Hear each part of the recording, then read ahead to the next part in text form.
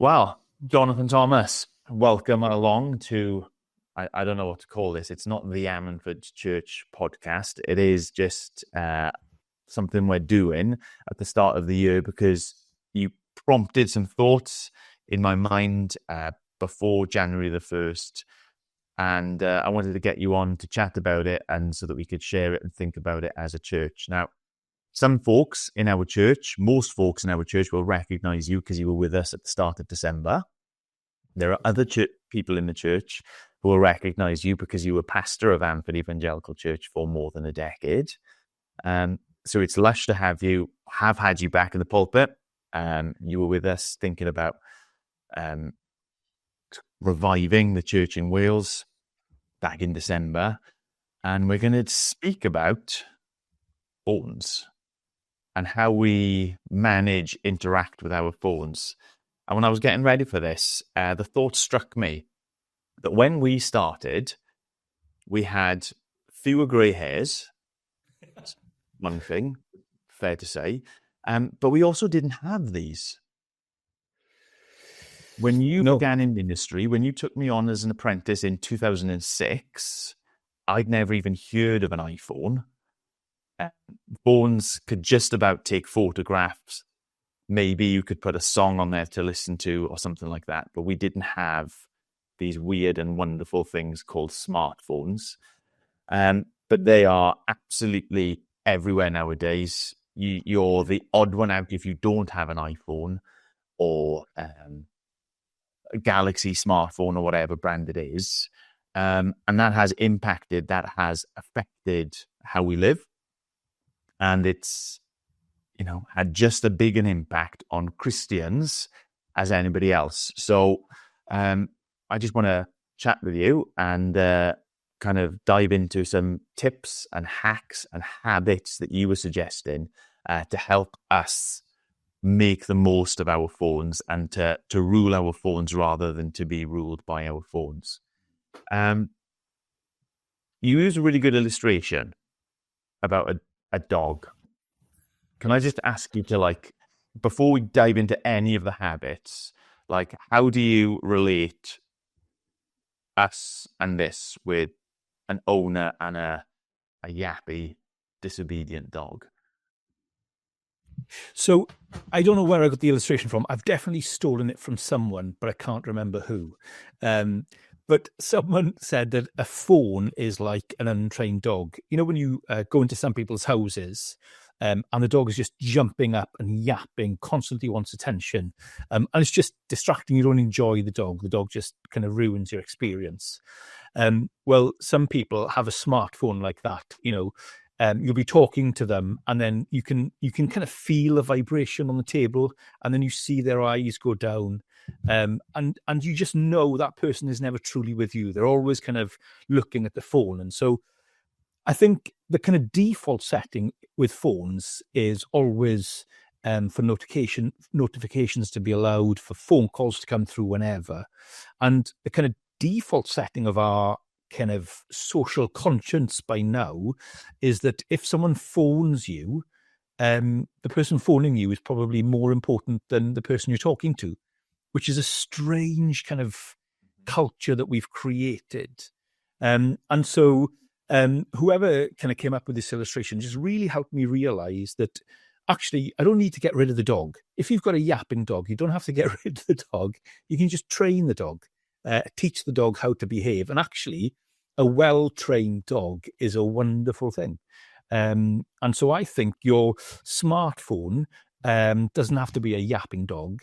It can be well-trained and it can be a lovely companion, but you just need to train it. Yeah, amazing. So you came up with, and it falls out of this book that you wrote a couple of years ago, Intentional Interruptions, 5 tips, tricks, habits, hacks, lots of different ways of speaking about it that we can think about and implement to make it so that our yappy little dogs are at our beck and call, not the other way around. So what's the first hack? What's your first suggestion to people? So they're hacks and they're kind of habits that, look, you don't have to do all 5. They're just 5 things that in some kind of combination can really help you get on top of it. So the first one is the really easy one, which is just to switch off notifications and create a social media free screen, or maybe a work email free screen. But basically, the things that come up onto your front screen continually to draw your attention, actually, if you just get rid of those, you're much, much freer. I always, remember back in the day, Sam, when I started off as, the assistant pastor in Ammanford. I remember used to work College Street, in the offices there. And every morning I would come in through the front door. I'd go upstairs first off, and I'd go in and I'd say hello to Jan and different people like that. And there were pigeonholes which had my post. And then I'd physically pick up my post, go back down to my office and read it. That was the end of my post for the day. Mm-hmm. Like, I wouldn't just constantly go back up and down wanting to see if there was another letter, because there wouldn't be. But we've kind of come into this situation now where we're constantly checking for messages, be they kind of emails or WhatsApp groups or, Instagram updates. We're kind of constantly checking, which kind of puts us in a sense where we're always responding to things, whether they're important or not, simply because there's a message they're telling us to look at it. So yeah, hack number one is actually just get rid of them. Don't let a message tell you when you should open it, but take control of your phone and say, once a day, I'm going to check my email or whatever it is, however many times you have to do it. And yeah, stop the notifications. Yeah, it's something I think personally I fell into a little bit accidentally, but when smartphones were on the grow and I could see how it was impacting other people, this has just been like my default settings on my phone, to be honest with you. I think when I first installed emails, they asked, do you want us to send you notifications? And I clicked no without any sort of great grand thought about it. But boy, oh boy, am I glad that I did that. The other one, Instagram. It fascinates me that there are people who get notified every time they have a like or a comment or a message. And it had never struck me that should be something that I would want to have. So again, I sort of accidentally fell into it without any kind of great thinking. And I think when I heard that, I thought, well, yeah, that's natural for all of us, should be the default. But it's weird. I was thinking about this in preparation for today, the new notifications that I have allowed. So Lidl's notifies me about weird and wonderful things at really random times of the day. And I can't contemplate why, when I got the option to allow notifications, I said to Lidl's, yes, but Gmail, no. But, that being a silly example, it's not a massive stressor. It doesn't impact that much. But you can literally, for whatever app that is especially maybe taking your attention, go in to your settings. I guess it's different on iPhones and other sort of things, but search for notifications within your settings and you can allow the various permissions. You can say, no, please don't vibrate in my pocket. Please don't come up on my lock screen and light up the screen and ping my watch and things like that. You can get rid of all of those. And the step further that you're suggesting as well is to maybe the sorts of things that will gather the little red numbers, saying you've got X number of emails unread, or this is how many WhatsApp messages you've got, is to actually shift them literally onto a different screen when you're swiping through your different apps, so that you've got like a calmer screen that you start off with.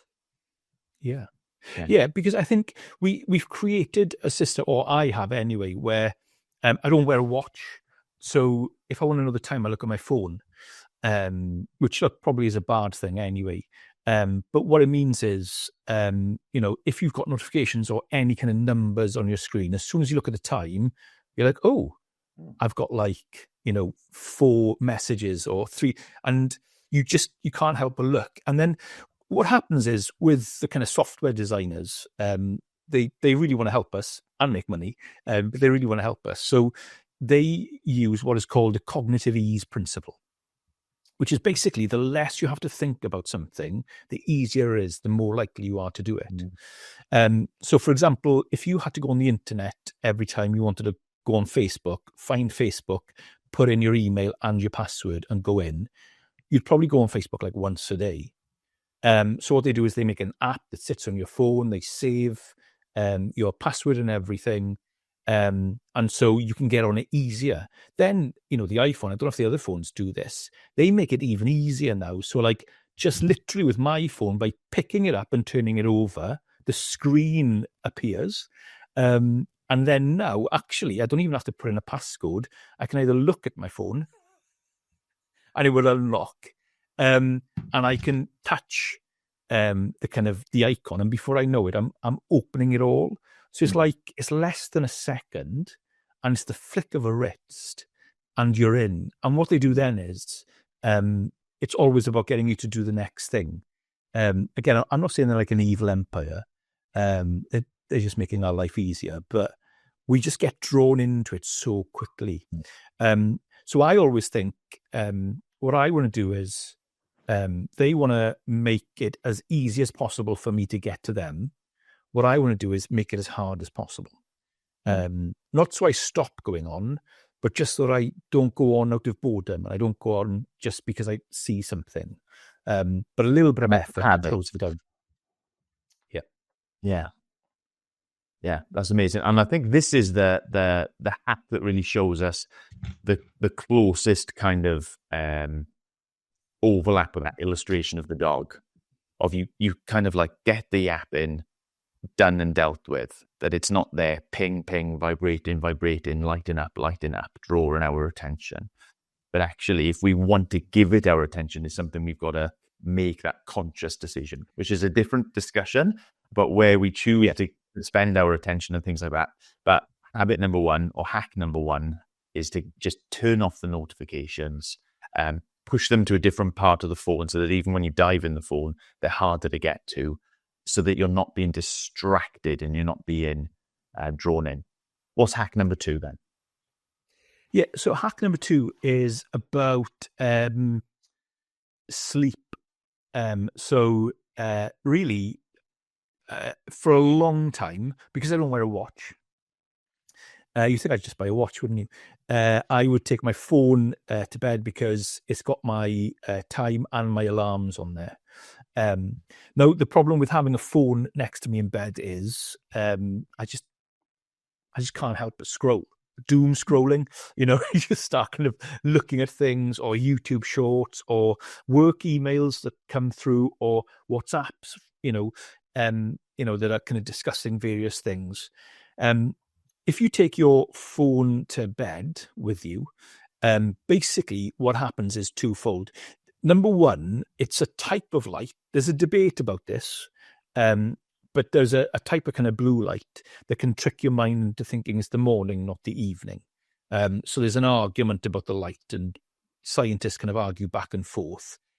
Whatever is the truth about the science behind it, definitely having a bright light in front of your face isn't going to let you kind of just get into a sleepy mode. But secondly, kind of the way that kind of social media and algorithms work, again, I don't think they're evil. They just want to keep you as long as they can, because that's how they make money, is you roll from one thing to the next thing to the next thing, and they learn what you like, which is very kind of them, and you just stay longer and longer and longer. So if you go to bed with your phone, actually what you end up doing is, if you're like me anyway, is looking at your phone last thing at night. And what I love is when you read the Psalms, and the kind of sleepy Psalms 3, 4, and 5, it talks about searching your heart on your bed at night. That actually at the end of the day, if you've had a terrible day, it is great just to pray to the Lord and be, I've had a terrible day. I need your comfort. I need your love. Whereas what we do is actually with our phones, our habits are actually liturgies. Now that's a strange thing to say. But what I mean is we use our phones to help us. And so sometimes we use our phones. So, I've had a difficult day, so I'll binge watch a Netflix on my phone in bed, or on my iPad in bed. And actually what I'm doing is I'm saying the way I deal with the difficulties of my day is by this entertainment. No, nothing wrong with binge watching Netflix. Nothing wrong with it. But if it's stopping me ending the day in prayer, actually it's deviating me from accessing God's grace and kindness. So what I tend to do then is say, look, just get rid of the phone. So I actually bought an alarm clock with a digital screen so I can see the time at night. I can set an alarm. Because the other two bad things is if, like me, you wake up in the middle of the night because you're of a certain age and you need to have a pee, you pick it up and you can't help but look at your phone. And actually, what you would have been awake for 3 minutes, now you're awake for 30 minutes. It breaks your sleep. But also, if your phone is in your room with you, you tend to start the day with your phone. So you either pick it up to turn off the alarm and then you have a quick scroll through your notifications. Or maybe, it's something as innocuous as the BBC News app. You just want to find out what's happening, or it's easier to look at the weather app than open your curtains to see what the weather is like, and then you're like, oh, what have I got on this morning? What have the kids got on? I'll just check, and before you know it, you started the day with a screen. And basically, whatever you kind of start the day with sets your heart for the day. So sometimes you start with the news and there's something terrible, and you start the day feeling like everything's out of control and everything's desperate. I don't think it's possible to start the day with the news and it not to be something terrible. But that's a discussion about how much we could go to various news sources, etc., etc. But yeah, you're exactly right. It sets the agenda for the day. Because again, it's the worldview then that we begin our day with, because what we're getting from our phone isn't, unadulterated kingdom of heaven. We've been looking at this recently, or we're in this now, Sermon on the Mount, like the Father in heaven, the Son who brings him, his kingdom made a reality in earth as it is in heaven. What we're starting is, even if it's nice, polite news sources or our friends' updates on Facebook or this or that or the other, it's the world as it not really is. It's the world of, let's be blunt about it, of lies, of falsehoods, of half-truths. And so we're entering into our day, whatever it is that we're going to encounter, not seeing the world as it truly is through Christ. So that is, I think, an exceptionally dangerous thing for us as Christians to do, to start our days with that rather than with the Lord, with his word, with prayer, however you're going to end up doing it. And so I think, these are kind of, having a phone in your bedroom is a keystone habit. So it's a habit that affects lots of other habits. It knocks things on. Whereas actually, if you can take the phone out of your bedroom, then you can start to, search your heart before bed, and, you can learn to sleep better physically, and you can learn in the morning to come to God first. Yeah. So there's, the benefits are huge. You mentioned Psalm 3, 4, 5. I think Psalm 1 as well, that speaks about the full person being someone who meditates day and night on God's instruction. And that's supposed to give the impression of all day long, but like last thing at night, first thing in the morning, like where do you want to stand? Where do you want to begin? Where do you want to finish? This is too easy a distraction, and it's too full with half-truths or outright lies. So that's a really great one. What's hack number 3? Yeah, so hack number 3 is have a screen-free Sabbath. So basically, a day, maybe a week, but for some people that might be too much. But a day where you don't have any screens. Now, there's a big debate about what you mean by screen time, and everybody means something different. So do you just mean social media, or do you mean your smartphone, or do you mean TVs, or do you mean work emails? There's so many different screens. So you've got to kind of decide that yourself, how you want to define that. But in terms of the screens that are kind of screens amplify our hearts. That's basically what screens do. So deep down, all of us, this is from a guy called Zach Erskine, who's really helpful, an American Christian writer. And Zach Erskine says in his book, Sensing Jesus, that deep down, we all want to be omniscient, omnipresent, and omnipotent. So, we want to be everywhere. We want to know everything, and we want to be able to do everything. Now, we all know we can't be everywhere, but the smartphone challenges that. So I can be in Abergavenny and Ammanford at the moment. Indeed, and there we are.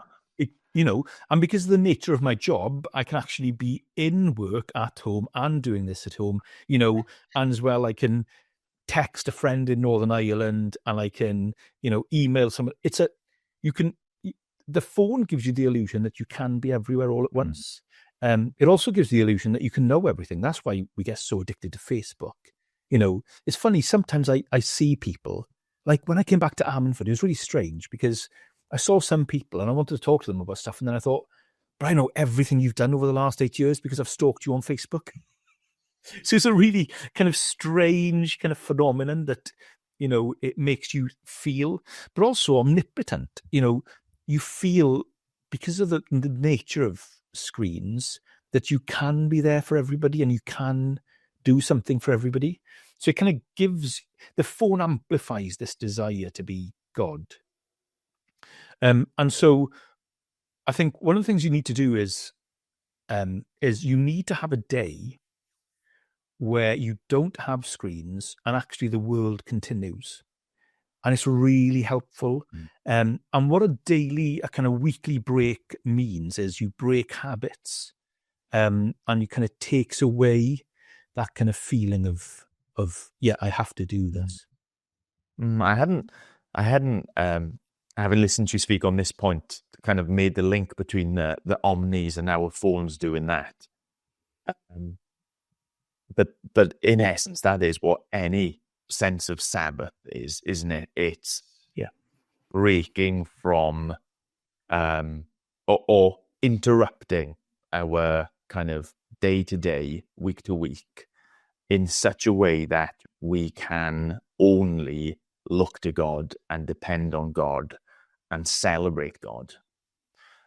So if our screens, our phones and things like that are things which are subtly suggesting to us that we are God, then to put them to one side and to say, you're not going to have an influence on me today, is at least freeing us up to turn our gaze, to remind ourselves, I am not any of these things, and to celebrate that he is. So, but I think that's the habit, or that's the hack that is going to most likely get you called out for being a zealot or a freak. Of just saying, there's a day of the week where I'm not having it. And I've experienced it. It's not something I do yet, but I've experienced it in different ways. Going abroad and we don't have data roaming on our mobile phone contact for that, and so you sort of forced into this kind of scenario and situation. And for a day or two, it is really awkward. Like, picking up your phone, hoping that there's a WhatsApp message there, but there's not, because how could there be? And then by the end of the week, like just around a resort or what have you, tapped in at people who are still on their phones tapping away. One of the things that I actually did was going away, knowing that I would have Wi-Fi somewhere, changed all of the notification settings in my WhatsApp because I wanted to have a week where I wasn't being, more than just, you can mute conversations in WhatsApp. But the dots still appear. And I was like, I just do not want those dots. So I changed the notification settings and I've no idea how to change them back. So if you real WhatsApp, I do not know about it until I literally go into WhatsApp and there's a big red thing saying, you've had a missed call. I don't know how to switch it back and I'm not desperate to. So there we are. But screen-free Sabbath, that is... Yeah, and just to say, because usually what happens is someone listening to our conversation at this point is going, but you don't understand. There could be an emergency. I've got an elderly relative, or, my kids walk home from school. There's always like an internal dialogue. And I would say 9 times out of 10, those are genuine concerns. But the wonderful thing is we're taking control of the phone. So it's not about doing what I do or you do. It's do what you want to do. But for example, I've got rid of all notifications apart from messages from my family, because you can decide which phone number can come up on your screen. And so, I've made a decision that actually I am happy to be disturbed if my son phones me, because we've given him a phone for a reason, and that's okay. But I've also come to realize that if there's a genuine emergency, someone will get hold of you. Yeah. Whether you've got your notifications on or not, they will get hold of you. And that sometimes is a big part for people to realize, okay, I can still be contactable by that person who I'm an emergency contact for, but I don't have to have all these notifications on. They can all go. Yeah. Yeah. For the longest time, I've had that set up on my phone. It's another thing. You don't go into it, and I don't know how specific it is to iPhone, so I didn't want us to chat about it too much, but like the focus modes or what have you. So my phone from 9, I think it's 9 p.m, it may even be 8:30, right through until 7 or 7:30 in the morning, it's only my mum, my dad, my brother, my sister, Charlotte, now the kids, and Ems, who can get in touch with me. So if anybody else phones me or messages me, it won't acknowledge it, and it won't show me it until 7:30 or have you the next day. So lots of people have found that out in various awkward ways. That there it is, isn't it? At that sort of time I am asleep. But I exactly the same as you. If there's an emergency with immediate family or whatever, I want to know. I want to be able to respond. So what's the next hack? Right. Hack number 4 is a bizarre one, which is basically savor silence and solitude, or as I like to call it, be bored. So, when I was growing up in Bryn Aman, centre of the universe, you could be bored for weeks on end. There was nothing to do. I can literally remember TV would switch off at a certain time. There was nothing you could do. Or, if I had to go to the doctors or whatever, in those days, you just turn up in the morning and wait until the doctor was free. And all you had was like a 4-year-old copy of the Reader's Digest. That was it. So you were bored. Where by now, because of your phone, and phone's amazing, but like when I'm sitting down waiting for an appointment, I can check my work emails, my personal emails, social media. I can watch YouTube. I can watch Disney Plus. I can do anything. I can Google my symptoms and have a nervous breakdown. The phone is a constant companion, which means I'm never bored. But I think I think, an important part of our spirituality is silence and solitude. And actually, the ability to spend time in unplanned and unguarded prayer. Because I think that's what happens when we're bored. So when you've got a time, when you're waiting for something, actually, if you haven't got a phone, the natural thing is to go into your conscience. And that can be a really helpful thing, because sometimes perhaps you've done something or someone's done something to you which has really affected your conscience. And what social media and the smartphones do is it kind of takes away that time to deal with those things. And so I really want to encourage a culture where you just get bored. What do they call it? There's a term for it, which always freaks me out a bit now, where people go on like long haul flights and refuse to look at screens. Have you come across this? Raw dogging? Raw dogging, yeah. The only screen you're allowed up is the map. Which is the most boring film in the world, Time to Destination. And this kind of raw dogging thing. And I'm like, this is what I'm kind of advocating. Is we have moments where we're just bored. And I find in those kind of boring moments, like the most boring moment is the most beautiful moment of the day, isn't it? Which is the shower. It's the only one where you can't actually take a phone. But I find some of my most creative ideas come to me in the shower. Why? Well, it's because my mind is kind of unguarded in that sense, and it's free. But as well, sometimes I'll find in my kind of moments of silence and solitude of being bored, someone will come to mind, and I'll be like, oh, I think God's prompting me to pray for them. And often, kind of, 20 minutes later, because I love my phone as well, I'll WhatsApp them and say, oh, I've been thinking about you today, been praying for you. You'd be amazed how many people come back and say, do you know what, I really needed that today, or that really encouraged me. I think the Lord kind of prompts us in those times. And so I really want to encourage us to have times when our minds aren't being filled with screens. So we're not being entertained, but we're also not trying to be God, that kind of omnipresent, omniscient, and, omnipotent.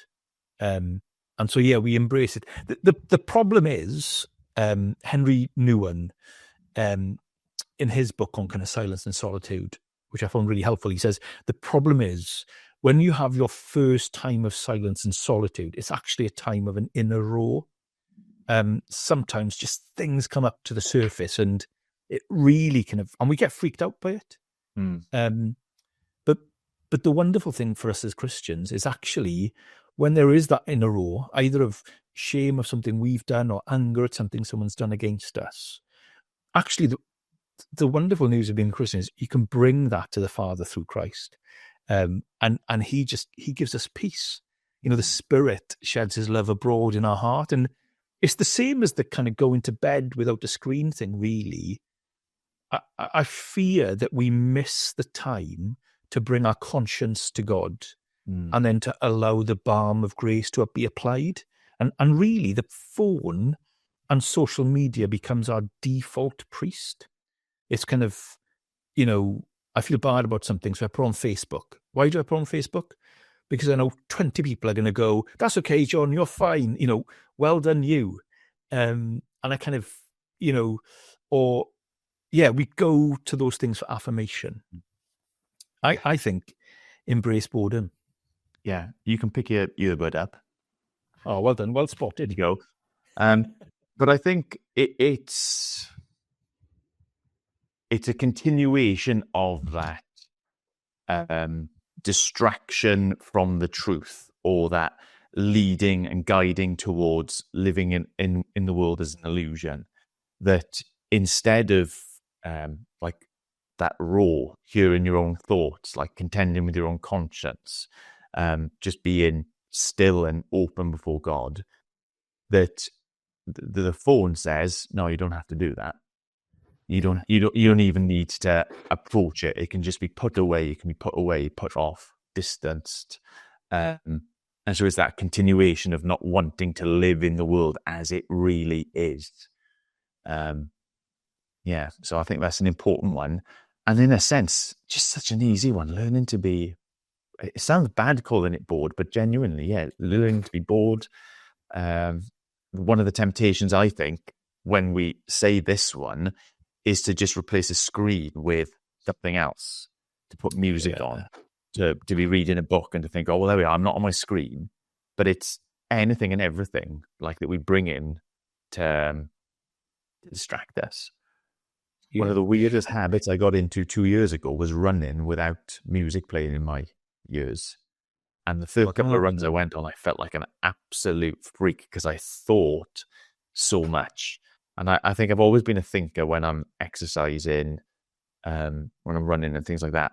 But it was an absolute different level just to be out for 30, 40 minutes. And the only stimulus was traffic noise or birds or what have you. Yeah. Weird, but wonderful. And I think, my since you mentioned it, my book, the idea is I don't want to get rid of these interruptions, just so you have more time. The reason I kind of went on the journey of the book was because I wanted to make sure I wasn't missing divine interruptions.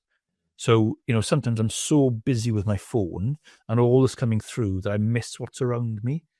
And so, I do think the conscience is an interruption that we need to have, but as well, interruptions of compassion when someone's in need. Sometimes we miss those needs because we're so busy with the entertainment, or, interruptions of just creation. So this morning I was driving home from the school run And I just had to pull over because the sunrise was so amazing. I was like, I just want to enjoy this. And how often, do we just, enjoy it? I love, as an exile now, Sam, I love when I come off the M4, I pass Pontabs, I go up the hill to T Cross, and then, when you come over the brow of the hill, and you can turn left, can't you, if you want to go kind of to your house, or you can go straight on, to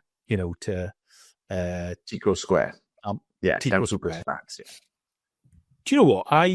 When I see Betlos Mountain in front of me, honestly, it's like it does something in my heart. I'm just like, this is wonderful. This is, not only is God's creation beautiful, and it is nowhere more beautiful than Betlos Mountain, even with the wind turbines. It's beautiful, but as well, I'm home. There's something in that, and I think, I want to get rid of those kind of distracting interruptions so that I can enjoy those kind of more divine interruptions. And yeah, that's why I love kind of trying to have silence and solitude and boredom. Brilliant. Okay, what's the last one then? What's the final hack? Yes. That will save us from this living death, which is our mobile phones. So the last one is, ultimately, I love my mobile phone, and I think they're a great friend and a great tool. And so the final hack is select what serves you best. So curate your content. So actually, you don't need to go and have a dumb phone. You don't need to get rid of everything. You just need to get on top of it. I do think it's dangerous to say the phones are addictive. They're not. No one's ever gone to the Priory for phone use. It's just a stupid comment. But what it does is it makes you think, the phone's addictive. That's not my fault. So there's nothing I can do about it. Or I need to just get rid of it. Actually, the phone's not addictive. It's just you create habits which make you go to it impulsively.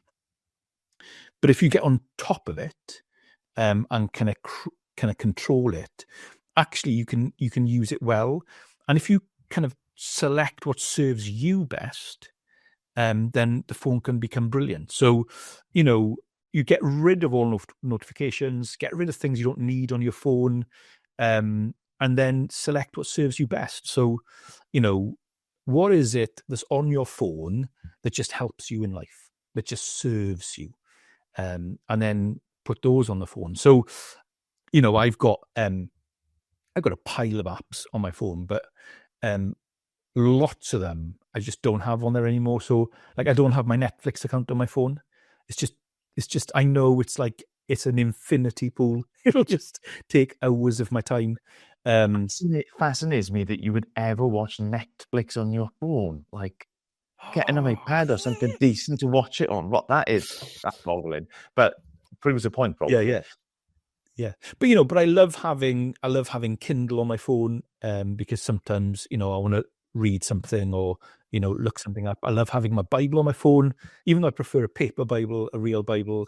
Actually, it really helps to be able to look up passages and search things.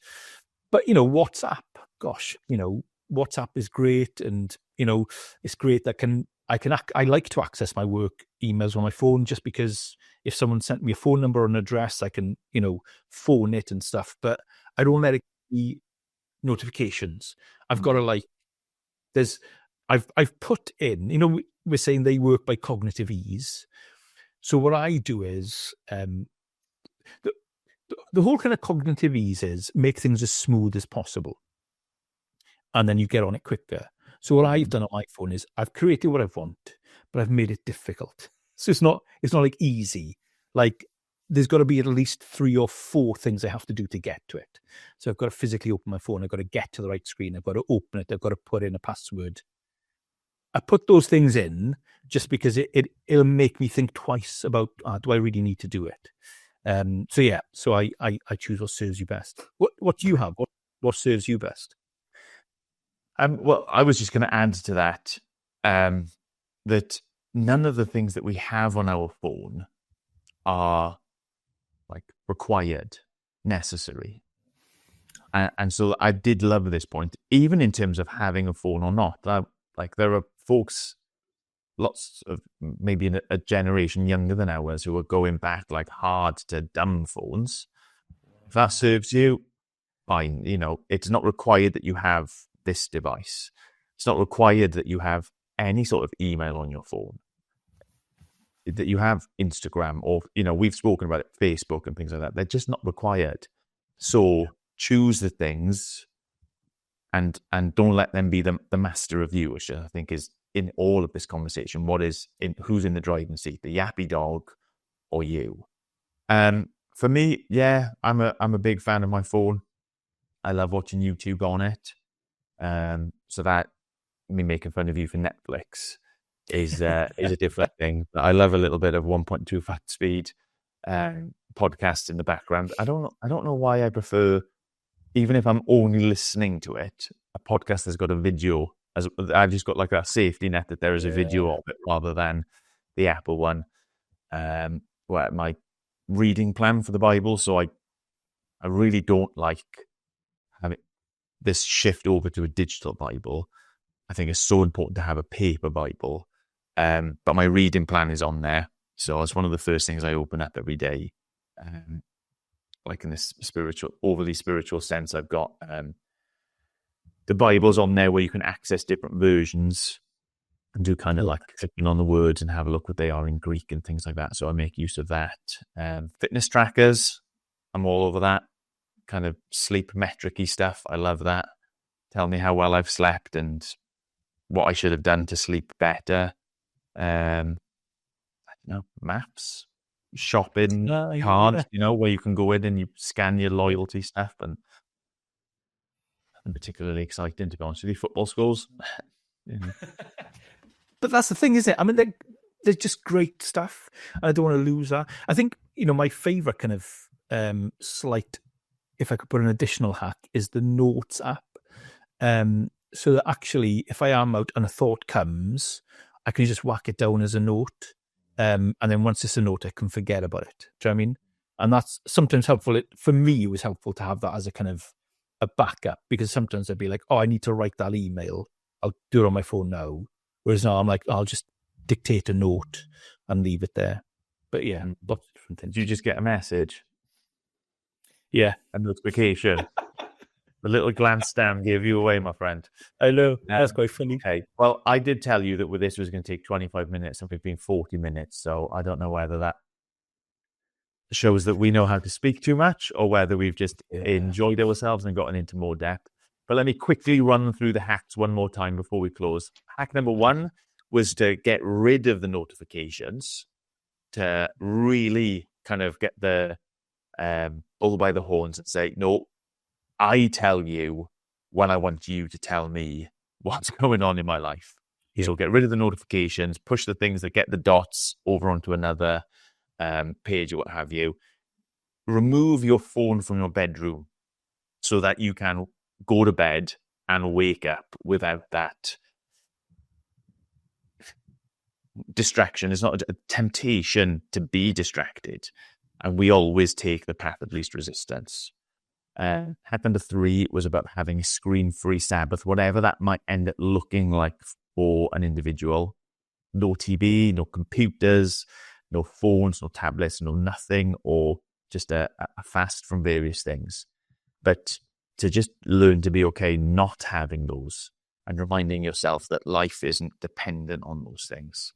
And in its place, this is hack number 4, learn to savor and to enjoy and to cherish, actually, silence and solitude and your own thoughts and the Lord's prompting in those times. And I think this is the last one you get to when you've got that little bit of a hold to say, no, do you know what? Actually, there are good things here that I can use and I'm going to choose those, but I'm not going to be told what I have to have on my phone, and I'm not going to let it dictate my day, my week, my life. So yeah, really helpful, John. I love that video when you made it at the end of 2024, and I really thought that would be valuable for the guys in our church as well. So I appreciate that. Thank you very much. Anything else you want to close with? Or are you happy? No, that's great. No, thanks. Smash in. All right. Well, diolch yn fawr. Thank you very much. God bless.